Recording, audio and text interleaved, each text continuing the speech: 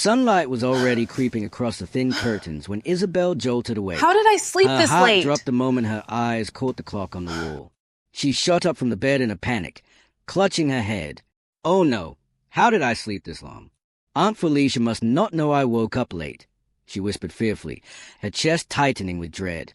Throwing the blanket aside, she scrambled into her faded dress, tugging it down clumsily as her hand shook. She rushed toward the door barefoot, her hair messy, her mind racing through all the chores she had left undone. Down the hallway she went, nearly slipping as she grabbed a broom in one hand, a pot in the other, trying to do everything at once before the inevitable storm. But it was already too late. Isabel! Madame Felicia's voice thundered from the doorway, sharp and unforgiving. She stood tall in her silk robe, arms folded, her eyes narrowing at the sight before her. "So, you think I'm a fool?" she spat, walking closer, her heels clicking against the tiles. "Running around like this when I know you just rolled out of bed. Lazy girl. Do you think you can trick me?" Isabel froze, broom in hand, her lips trembling. I was just... Silence. Felicia snapped. "When my daughters are awake preparing to shine, you're dragging yourself like some street urchin. Useless. Absolutely useless." At that moment, the sound of laughter floated down the staircase. Clara and Sophia appeared, descending gracefully, their pastel dresses shimmering as they swayed. Their hair was flawless, their perfume filling the air.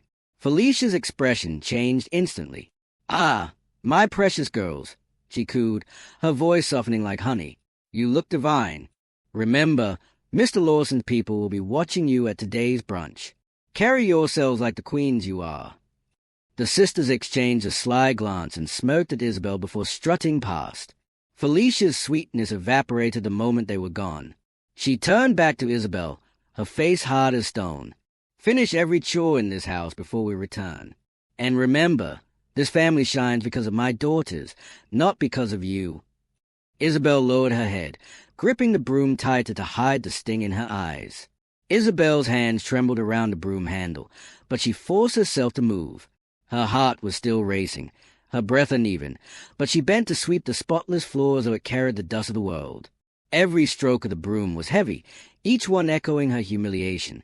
From the living room, Clara's laughter floated back, sharp and mocking. "Mother, don't forget to tell your friend today that Isabel is available as a maid. She's already trained." Sophia added, her voice dripping with cruelty. Their giggles blended with Felicia's delighted chuckle. Isabel pressed her lips together tightly, her cheeks burning. She wanted to shout, to defend herself, but the words never made it past her throat. She had learned long ago that in this house, her voice carried no weight. Moments later, Felicia called out again, "Isabel, stop sweeping like a snail and bring me my tea. My friends will be here any moment. And fix those cushions. I don't want them looking wrinkled when Adrian visits." The name made Isabel pause. Adrian. She had heard it whispered countless times, usually with excitement lacing her cousins' voices. He was a billionaire, young, and by all accounts, everything her aunt dreamed of for her daughters. He visited often, so often that the house sparkled a little more on those days. And every time, Isabel was hidden away like an ugly stain that might embarrass the family. She set the broom aside and moved quickly to the kitchen, preparing the tea with trembling hands. The porcelain cups rattled against the tray as she carried them back to the living room. Her aunt's friends were already arriving, their voices bright with gossip, their perfumes filling the air. Isabel set the tray down carefully, but before she could leave, Felicia's sharp voice cut through the chatter. "Ah, don't mind her," she told her friends, pointing casually at Isabel. "That's just my maid. She has no place here except to serve." The women laughed lightly, barely sparing Isabel a glance. Clara and Sophia leaned back on the sofa like queens, basking in the attention. And Isabel, cheeks burning, bowed her head again and slipped out quietly, clutching the empty tray to her chest as though it might shield her from the cruelty. But she didn't know that life had already begun weaving a thread between her world and Adrian's. A thread that no one, not even Aunt Felicia, could control for long. By midday, the living room buzzed with voices. Aunt Felicia's friends had arrived, their laughter bouncing off the walls, their jewelry glittering under the chandelier. Isabel hurried between them with trays of wine and pastries, her head bowed low. She never lingered. Her presence was always an embarrassment. Felicia thrived in these moments. She paraded her daughters before her guests like prized jewels. "Look at my Clara and Sophia," she said with pride. "Isn't their beauty unmatched? Tell me, who wouldn't want such refined young women in their home?" Her friends clapped and cooed, praising the girls while Felicia beamed. And Isabel? She was nothing but a prop. When curious eyes glanced at her, Felicia dismissed her with a wave. "That's my little maid," she said carelessly. "She helps around. Ignore her." Each word landed like a slap across Isabel's face, but she swallowed the sting in silence. The girls played their parts well. They sat gracefully, smiled perfectly, and fluttered their eyelashes just enough to charm the room. They were used to admiration, spoiled by it, while Isabel vanished into the background like a shadow cast by their light. But whispers began that day, murmurs about a certain visitor, Adrian Cole. The billionaire's name was spoken with admiration, curiosity, and envy. And for Clara and Sophia, his name was more than gossip. It was an opportunity. The first time Adrian entered Felicia's home, the atmosphere changed. He was tall, confident without arrogance, and his smile lit up the entire space. His suit was simple yet expensive, his presence commanding without needing to be loud. Every woman in the room straightened in her seat, and Clara and Sophia nearly stumbled over themselves to greet him. "Mr. Cole," Felicia purred, her eyes glowing with delight. "What an honor. Please, sit. You must meet my daughters." She ushered Clara and Sophia forward like trophies on display. "Clara, Sophia, this is Adrian Cole. The Adrian Cole." The girls beamed, offering practiced smiles and delicate handshakes. Adrian returned their greetings warmly, but without lingering. He was polite, engaging, but nothing in his eyes suggested desire. Still, Felicia's heart raced. Surely this was the beginning of her dreams. Isabel, however, was locked away. She had been ordered to stay in her room, forbidden from even stepping near the living room. She sat on her small bed, clutching a pillow, listening to the muffled voices beyond her door. She couldn't help but lean closer, straining to hear Adrian's laugh, deep, easy, and oddly comforting. She wondered what he looked like. She had never seen him, yet his presence seemed to ripple through the entire house. Her aunt's tone softened, her cousin's giggles grew sweeter. But for Isabel, there was only silence and the sting of exclusion. Adrian began visiting often, usually with his mother. Each time, the house transformed into a stage. Felicia dressed her daughters in the finest clothes, styled their hair with precision, and rehearsed their manners like lines in a play. "Remember, smile but not too wide," she instructed. "Laugh at his jokes, but don't seem desperate. A billionaire must believe you are worthy of his time." Clara and Sophia rolled their eyes but obeyed. To them, Adrian was a prize to be won. When he arrived, they leaned into him, laughed at his every word, and found excuses to touch his arm lightly. They competed silently, each determined to catch his eye first. But Adrian never seemed moved. He treated them as he treated everyone, kindly, but without deeper interest. Behind the scenes, Isabel worked tirelessly. She prepared meals, polished silverware, and set tables, all while avoiding the living room where Adrian sat today. Every time she passed the hallway, she caught fragments of laughter, Clara's high-pitched giggle, Sophia's practiced charm. A dull ache spread in her chest, though she couldn't explain why. Still, she kept her distance. She knew her place, or rather, the place her aunt had forced upon her. To appear in that room would be to risk Felicia's wrath, and that was a punishment Isabel dared not invite. As weeks passed, Clara and Sophia grew bolder. They found ways to sit closer to Adrian, to lean into him when they spoke.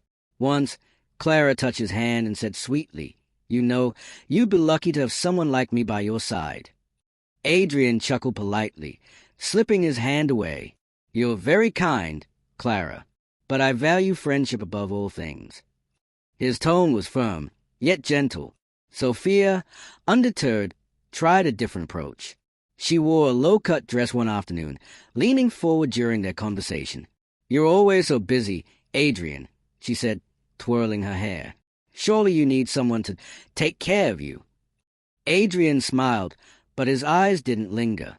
"I appreciate your concern, Sophia, but trust me, I managed just fine. His refusal was subtle, but clear. Still, the sisters refused to give up. To them, Adrian's wealth was worth every failed attempt. Felicia noticed his restraint, but she brushed it aside. "He's just shy," she told her daughters. "Give him time. A man like Adrian cannot resist beauty forever." Meanwhile, Isabel scrubbed dishes in the kitchen, her hands raw from work.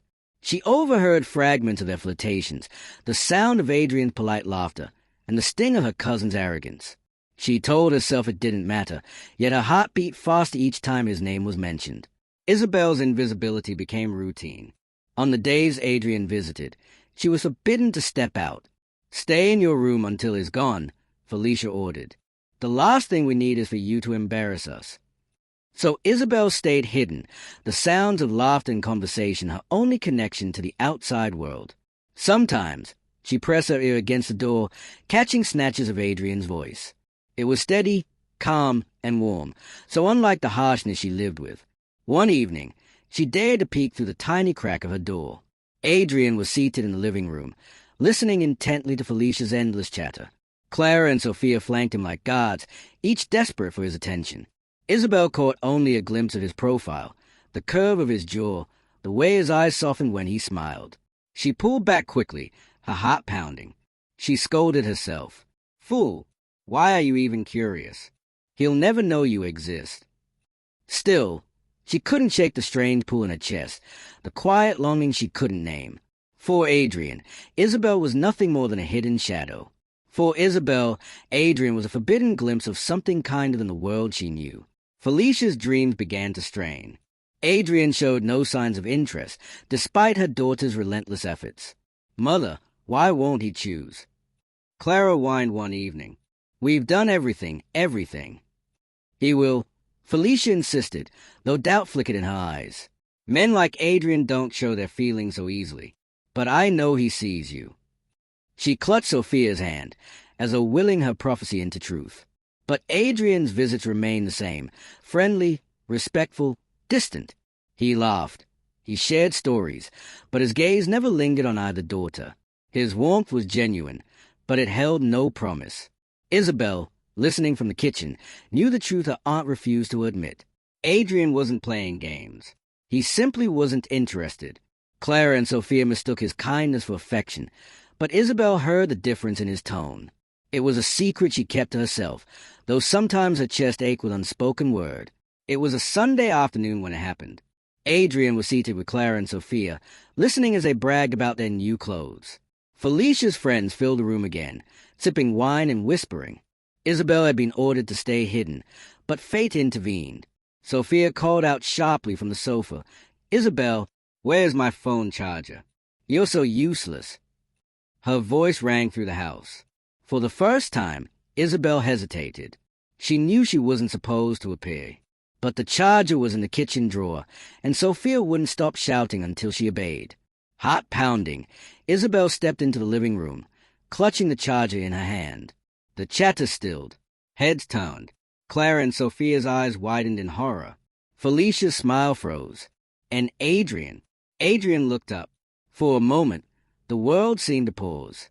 His gaze landed on Isabel, and his expression shifted from polite interest to something else, curiosity, surprise, and a flicker of something deeper. Chapter 10. The First Encounter. The silence stretched unbearably as Isabel stood awkwardly, the charger in her trembling hand. Her faded dress clung to her frame, her hair a little messy, but her eyes, clear, wide, and vulnerable, were impossible to ignore. Sophia snatched the charger from her with a hiss. "Took you long enough," she sneered, trying to cover the tension. "Go back to the kitchen where you belong." Clara forced a laugh, waving dismissively. "Ignore her, Adrian. She's just the maid." But Adrian didn't look away. His eyes lingered on Isabel, watching her retreat step by step. "The maid?" he repeated softly, as though testing the words.